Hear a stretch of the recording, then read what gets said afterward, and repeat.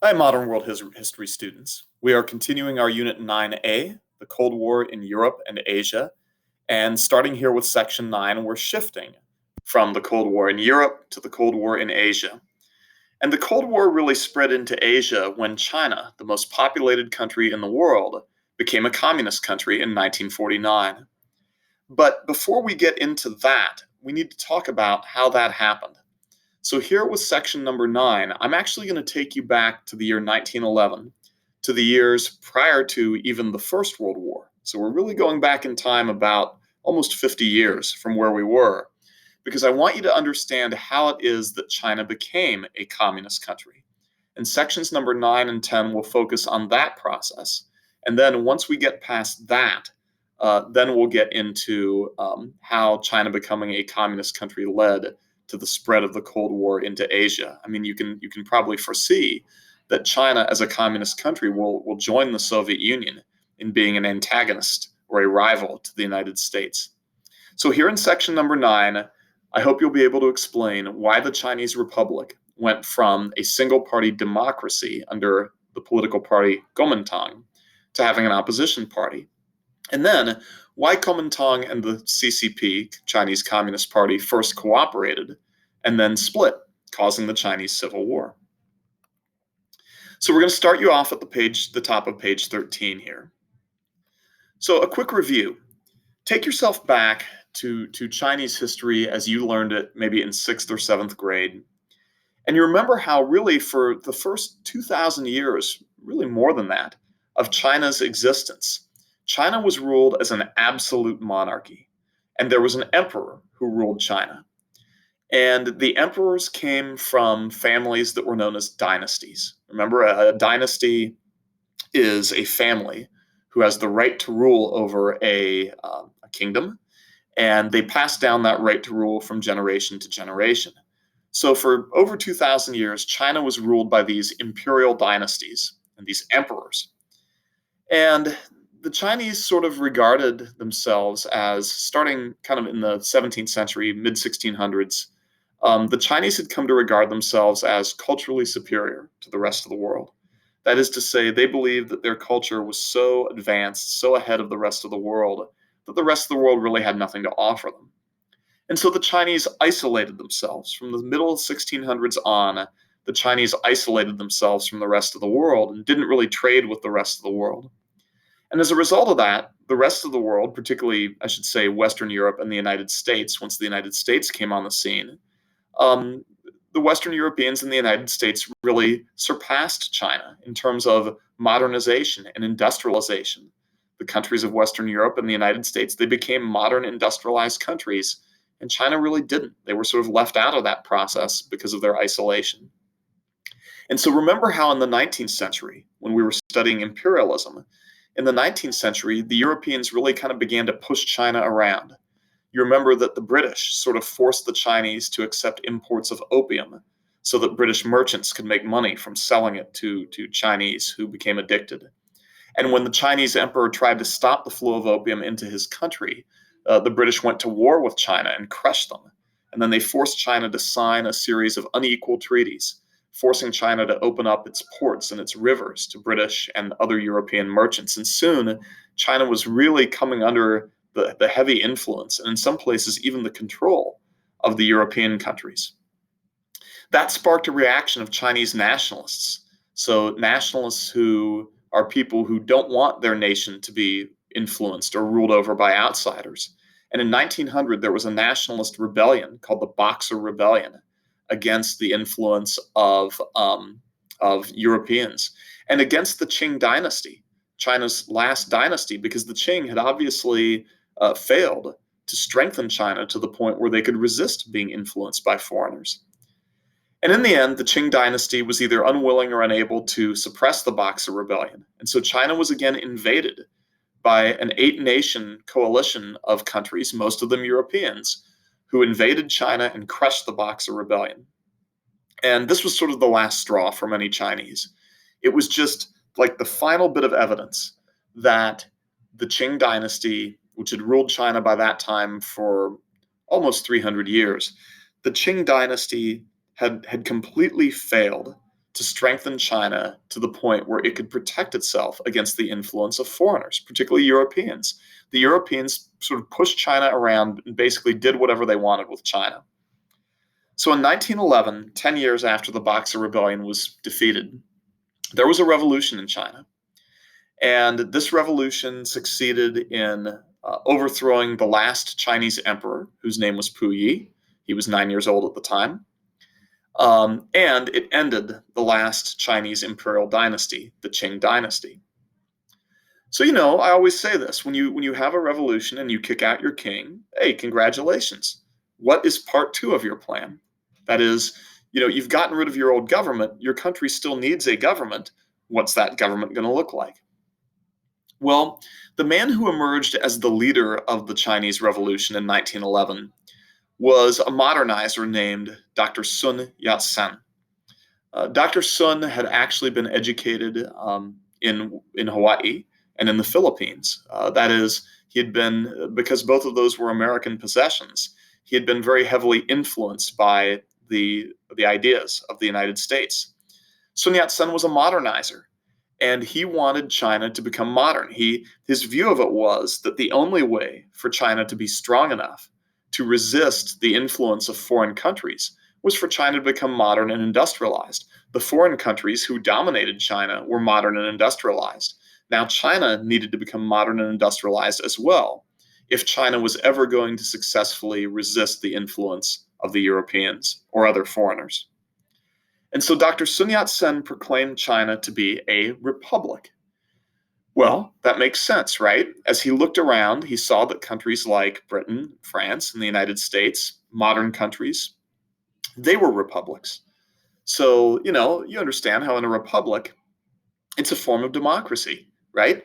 It's a form of democracy in which the people elect representatives to make the laws for them. Well, as Sun saw it, all of the really successful modernized countries had that form of government. And so he proclaimed, in the wake of the revolution, in the wake of the fall of the monarchy, that China was now a republic, sort of democratic type of government.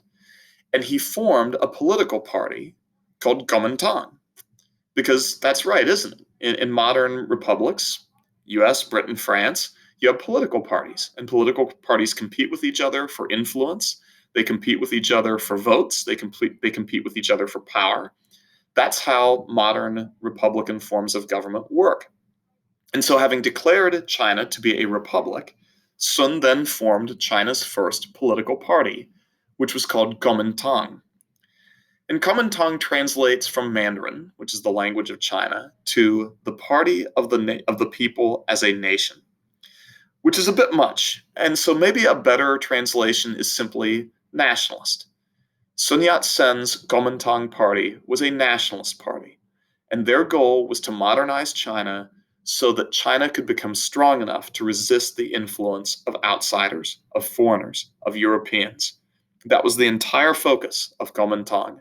The goal of Kuomintang was to strengthen China, to modernize China and strengthen it so that China would no longer be able to be influenced or controlled by outsiders, particularly by Europeans.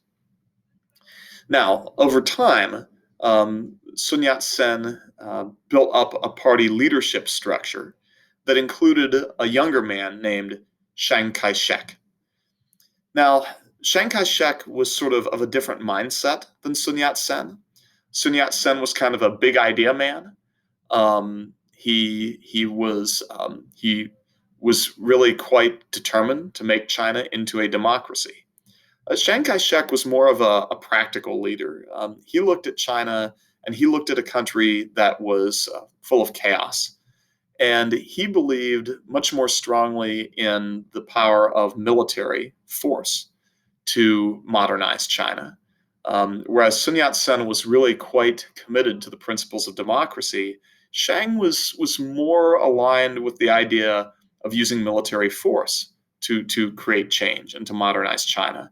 He was prepared, Chiang was, to abandon some of the principles of democracy in favor of more of a military dictatorship. But both of them got along because they shared the same goal. They could both fit into the same political party, Kuomintang, because they shared the goal of modernizing China, strengthening it, so that China would never again be pushed around or controlled or influenced by foreigners, by Europeans. And so, despite the fact that they sort of, that Shang was much less committed to the principles of democracy than Sun was, they sort of worked together as the leaders of Kuomintang. And when Sun Yat-sen died a few years later, Shang then became the leader of Kuomintang. Now, during this time, China was, it is said, a democracy, right? The Republic of China, the Chinese Republic. It was said that China was a democracy, but it was a strange kind of democracy. It's what we call a single-party democracy or a one-party democracy. And that sounds very strange because, the whole point of democracy is that when voters go to vote, they have opportunity to make a choice.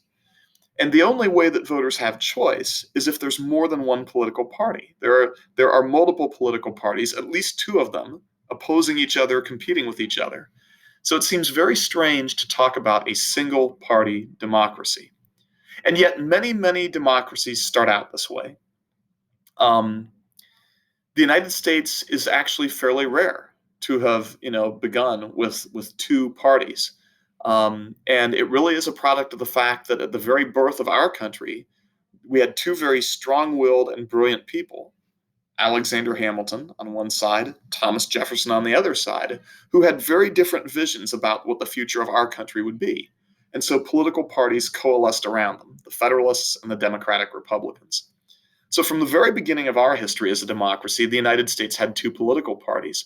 But many infant democracies do not start out that way. They start out, like China did, as single-party democracies. So let's talk about why that is. When a democracy is born, it's usually born out of revolution, which means either you kick out a king, an oppressive king who nobody likes, or you kick out a foreign ruler. So think about it. The French democracy was born by kicking out King Louis XVI. The American democracy was born by kicking out the rule of the British.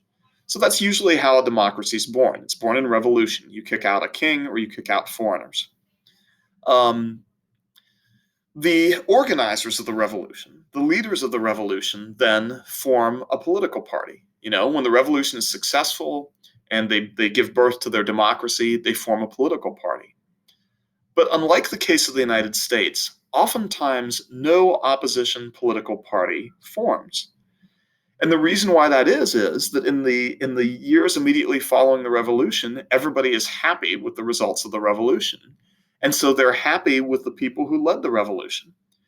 And they're loyal to the people who led the revolution. And so, when the people who led the revolution form a political party, no one wants to form an opposition party because perhaps they themselves support, believe in, and are loyal to the leaders of the revolution and their party. Or if they themselves aren't, they don't have faith that they can win over the rest of the public, right? They know that the rest of the public is loyal to the leaders of the revolution. The leaders of the revolution are the heroes of the nation. And so how are you ever going to win over people to your political party when the opposition party, when the main party is the leaders of the revolution, the heroes of the nation? So oftentimes in the early years of democracies, no opposition party forms. And so you have a single political party that rules. There is no competition. And at least for the time being, people are okay with that. And the reason they're okay with that is that they like the ruling party. They like the party that is composed of the leaders of the revolution. Those people are their heroes. And so they're okay with the fact that there's no competition because they're okay with the heroes of the revolution governing. Here's the problem, though. When there's in a democracy, when there's no competition, that oftentimes leads to the leaders becoming lazy or decadent or corrupt. And the reason why is this. In a democracy, the way that we keep the government from becoming lazy, decadent, and corrupt, the way we keep the government accountable to us, the way we keep the government focused on our needs is through elections, competitive elections. It's the fear that if you don't take care of the people, if you don't focus on their needs, then in the next election, they're going to vote you out. Well, in a single-party democracy, there is no such competition. There are no competitive elections. And so, over a period of time, the leaders of the ruling party, the original party, the party of the revolution, the leaders of that party, they realize there is no chance that they're going to be voted out because there's no competition. And particularly as that first revolutionary generation of leaders dies off, and they hand over leadership of the party and therefore of the government to sort of that next generation who didn't fight their way through the revolution, that next generation sort of they realize, oh, we don't really have to do what the people want because they have no way of voting us out. We're the only party. And so oftentimes that party and the government becomes corrupt because they realize that they don't need to do what the people, they don't need to provide for the people's needs. And instead, they can use their position of power in the government to benefit themselves. And that's what I mean when I say they become lazy. They're not on their toes anymore. They're not always thinking about here's what we need to do for the people because they're not afraid of being voted out of power. They're the only party.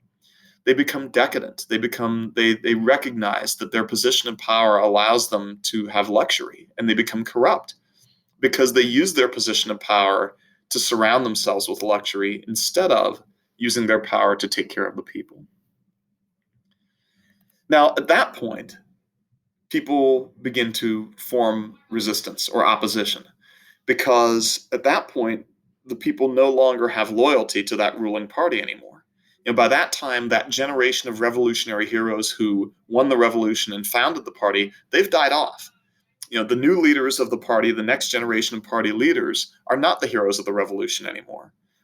They're the beneficiaries of it, the people who came next. And so the people's loyalty to that ruling party is no longer as great as it used to be. And as a matter of fact, they've become disloyal to it because they see that this new generation of leaders is no longer taking care of their needs.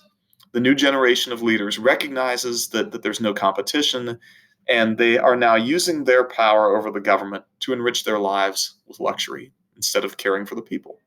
They've become lazy, decadent, and corrupt. So the very first opposition party forms, or resistance party forms. But by now, the ruling party they've gotten used to ruling. They've gotten used to having power and using that power to enrich themselves. And so they're upset, right? When the first opposition forms, this means, oh my gosh, now somebody might actually, defeat us in an election and we'll lose our power and we'll lose our opportunity to use power to enrich our lives. So the ruling party now uses its power to try to silence the opposition, to try to crush them, to round up its leaders and imprison them or execute them, and to use censorship to make sure that the ideas of the opposition party aren't spread amongst the people. And unfortunately, that generally leads to civil war in the end, because once the ruling party begins using its power to sort of silence or crush the emerging opposition party, once that happens, elections remain uncompetitive, and the only way for the opposition or resistance to gain power is through fighting. And unfortunately, at the end of this process, usually you end up with civil war. And you'll see that this is what happened in China. Section number 9 introduces you to the Republic of China. Section number 10 will be all about the Chinese Civil War, because this is what China went through. Kuomintang was the original party. It was the party established by the revolutionaries. No opposition party formed. There was no competition. Kuomintang did become, and its leadership did become, lazy, decadent, and corrupt. Who will form the first opposition? We'll find out. Now, one thing that you need to know, though, about Kuomintang is it never really controlled most of China. China is a giant country, one of the largest in the world, and it was because it was not an advanced or modern country. It didn't really have the kind of infrastructure that would allow a single government to rule all of it effectively or in a uniform or standard way. Roads, railroads, communication systems like telegraph and telephone lines, these were pretty much non-existent, or they were very substandard in China. And so even after the revolution, even after 1911, well, I should say, even before the revolution, when the emperors were ruling China, even they struggled to actually govern China. Even the emperors who claimed to be sons of heaven, who claimed to be gods on earth, who claimed to be all powerful monarchs, even they struggled to rule China because it was so big and so diverse, many different ethnic groups or nations in China. It was so big and so diverse and so spread out. And with inadequate roads and railroads and communication lines, even the emperors had really struggled to govern China. And now Kuomintang, the ruling party of the new Chinese Republic, they ran into those same problems. The reality is that at no time did Kuomintang really govern most of China. They struggled to expand their power really beyond the extreme southeastern part of China. And that's where their symbol is on the map there. This is the Kuomintang symbol. And this is really the only part of China that Kuomintang really had any true control over. It was the part of China where the rivers were, so it allowed better communication. It was the part of China where the biggest ports were, so that's where China, to the extent that it was in the process of modernizing, that's where it was modernizing. It was the part of China where the larger cities were, and it was a lot easier to sort of govern people living in cities than to govern the far-flung rural areas of China where you had all these peasants spread out all over the place. So the reality is that Kuomintang, even after the revolution, never really governed most of China. Its authority was not recognized in large parts of China. And in many parts of China, instead, you had what were called warlords. So during the time that China had been governed by the emperor, it had a feudal system. So just like the European medieval kings, who had to divide up their lands in order to convince wealthy and powerful families to support them militarily and to convince knights to sort of protect them and protect their kingdom, the same thing happened with the Chinese emperors. In order to ensure that China had protection and that they had the loyalty of the powerful families, Chinese emperors had divided up China's land and had granted to these powerful families and to these powerful warriors, they had granted them control over the land in exchange for their military protection and their loyalty. Well, when the emperor was overthrown, when the Qing dynasty, the last imperial dynasty, and its emperor Puyi were overthrown during the revolution, many of those powerful families, they weren't happy about that. Their power was tied to the imperial system. And so many of these powerful families, rather than becoming loyal to the new government, rather than pledging their support to Kuomintang and to the republic that they had formed, the leaders of these imperial or these powerful families, instead they assembled their own armies. And all across northern China, you had these people who were known as warlords. And these warlords were these powerful families who had been powerful during the time of the emperor, who wanted to stay powerful, who didn't want to give up their authority and their power to this new democratic government or to this political party, Kuomintang. And so they formed their own armies to resist and to basically increase their own power. And so part of the reason why Kuomintang struggled so much to gain control over the rest of China was that they were being actively resisted by these warlords, these powerful leaders who had formed their own armies to increase their own power and resist the power of China's legitimate government, which was the government of the Republic. So after the death of Sun Yat-sen, and that's when Chiang Kai-shek sort of took over the leadership of Kuomintang. And part of the reason why he put a lot more faith in military might than in democracy was that he knew that for China's Republican government, for its democratic government to expand its authority to the rest of China, first they were going to have to defeat these warlords. And that was going to take a military effort. Now, moving down to the bottom of page 13. So it was in the midst of all this that World War I broke out. And during World War I, Chiang Kai-shek's thinking was that the best bet was for China to support the Allied powers, to support Britain, France, Russia, and when the time came, the United States, because he perceived that Germany could not win, that they were, they were fighting a two-front war, and they were fighting, although Germany was a very powerful industrialized nation, they were fighting against other nations that were equally powerful and industrialized. And so Shang and the leaders of Kuomintang decided that the best bet was to back the Allied powers in the war.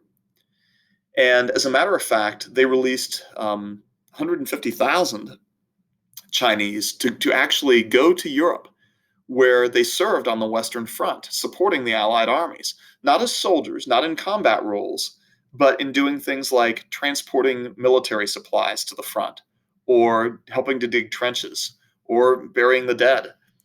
And so the hope, Kuomintang's hope, was that by giving its support to the Allied powers, Germany would lose. And what they hoped for then was that after the war, all of Germany's possessions in China would be given back to China. China hoped that that would be their reward for helping support the Allied powers to defeat Germany. Remember that during the 19th century, all of the European countries had taken chunks of China. They had forced China to give up portions of their territory, including Germany. And so what Shang and the leaders of Kuomintang were hoping was that by supporting the Allied powers in World War I, after Germany was defeated, that China would then be rewarded. He hoped that the Allied powers would take the territories that China had given up to Germany and give them back to China. As a matter of fact, the leaders of Kuomintang hoped, maybe even more, that the leaders of the Allied powers, Britain, France, Italy, who also had territories in China, might be so grateful that not only would they take Germany's territories in China and give them back to China, but that maybe Britain and France and Italy would also vacate their territories in China and give them back to China as well. So supporting the Allied powers in World War I was an effort by Shang and the leaders of Kuomintang to try to regain territories that they had lost to the European powers during the 19th century. Well, the Allied powers did win the war. And there was the Treaty of Versailles, in which Germany was forced to give up all of its overseas territories. But China, it turns out, was not the only country helping out the Allies. If you remember, in World War I, Japan was on the side of the Allied powers as well. And they had joined the Allied powers particularly because they had hoped to strip Germany of its overseas possessions in Asia and the Pacific. Well, when the Treaty of Versailles was being negotiated to bring an end to World War I, Japan seemed to the other Allied powers, Britain, France, Italy, the United States, Japan seemed to be a more powerful and better ally than China. And so, the Allies did take Germany's territories in China away from Germany, but they didn't give them back to China. They gave them to Japan, which was China's biggest rival historically in East Asia. And the British and French and Italians, they didn't give back their territories in China at all. They only stripped Germany of their territories in China, but they didn't give them back to China. The Treaty of Versailles awarded those territories to Japan, China's biggest rival. And when the news of the Treaty of Versailles arrived in China, it sparked a huge national outpouring of anger and frustration and protest. The news of the Treaty of Versailles arrived in China on May 4th, 1919, which is why this national outburst of anger and frustration was called the May 4th movement. The May 4th movement. The May 4th movement, as I said, was a protest. It was a massive protest. It spread all across China. And it was certainly a protest against the European powers, against the British, the French, and the others, for really screwing over China in the Treaty of Versailles, for taking German territories in China and giving them to China's rival, Japan. Yes, it was a protest against the Europeans. But it was also a protest against the Chinese government. It was a protest against Kuomintang. Because the whole point of Kuomintang, the whole point of throwing out the emperor and establishing a republic, the whole point of Kuomintang, the nationalist party, was to strengthen China and modernize China to make it strong enough so that it could resist the influence of Europeans or other outsiders, including the Japanese. But here what had happened. In the negotiations for the treaty, China was still not strong enough to be able to stand up for itself to the Europeans. Once again, the Europeans had sort of done what they wanted with China, just as they had for over 100 years by that time. And so the May 4th movement was yes, it was a protest against the Europeans, against the Allied powers for kind of screwing over China, but it was a protest against Kuomintang and Chiang's government for not fulfilling its promise to make China strong enough to be able to get its way in dealing with the Europeans. Now, at this time, the political party Kuomintang had also become that sort of decadent party, right? The political party Kuomintang had no opposition. There was no competition political party. And as a result, Kuomintang was beginning to show some of those signs of a ruling party in a single-party democracy. They were showing signs of becoming decadent and corrupt. Many of the leaders of Kuomintang, not Chiang himself, but a lot of the other leaders of Kuomintang were using their power over the government to enrich themselves instead of taking care of the Chinese people. And the people knew that as well. So they were upset with Kuomintang not only because of the Treaty of Versailles, but because of the corruption that they were beginning to see in the party. Chiang was upset about the corruption of the party as well, but he wasn't sure how to fix it. In the meantime, here we go, right? When the people begin to lose their loyalty to the ruling party in a single-party democracy, eventually an opposition party forms. And in China, that opposition political party was a communist party. So in 1922, the Chinese Communist Party, we will abbreviate it CCP, okay? The Chinese Communist Party formed. They traced their origins, they traced their founding back to the May 4th movement. The Chinese communists believed that Kuomintang had failed to modernize China, as did so many of the May 4th protesters. And looking at what had happened in Russia or in the Soviet Union, where a communist party had taken over and was in the process of trying to modernize Russia, these Chinese communists said, there's a different way. If our goal is to strengthen China in order to make it strong enough, powerful enough to resist the influence of foreigners, which apparently it wasn't yet, clearly, one way to modernize a country and strengthen it is through communism, because as they saw it, that's what was going on in Russia. So now China had two political parties. They had the ruling party, Kuomintang, which still controlled not very much of China because the warlords were still out there sort of independently governing chunks of China and controlling them with their own armies. So you had Kuomintang, the ruling party, and now you had the CCP, the Chinese Communist Party, an opposition party. They both had the same goal, which was to strengthen China so that China would no longer be subject to the power and influence of foreigners, but they approached it in different ways. Chiang and Kuomintang through sort of democracy and military might, the CCP through communism.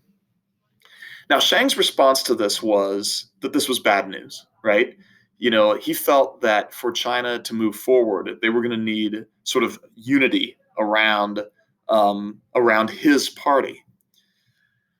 And he knew that, and he believed that unity then needed to be transformed into military action to crush the warlords, that China could never move forward if the warlords were still out there ruling chunks of China themselves. However, for the moment, Chiang was prepared to put his hostility to the CCP aside. And the CCP also put their hostility toward Kuomintang aside. And they actually worked together. At the beginning, CCP and Kuomintang, the communists and the nationalists, worked together to form what was called the First United Front. And from 1922 through 1927, the First United Front, the United Front of Kuomintang, led by Chiang, and the CCP, they worked together in a series of military campaigns to defeat the northern warlords in China. And for the most part, they were successful. The military campaign against the warlords was a largely successful one, in which most of the warlords were defeated. So at least at the beginning, it looked like maybe CCP and Kuomintang had a future together, that Kuomintang had accepted CCP as an opposition, and that maybe China could develop into a thriving democracy with competitive political parties and competitive elections. Unfortunately, that's not what happened, and very quickly China would plunge into a civil war, pitting Kuomintang against the communists. And that's where we'll go with our next lesson. So until then, take good care of yourselves, try to stay healthy, try to stay safe, and we'll see you again soon. Bye bye, modern world history students.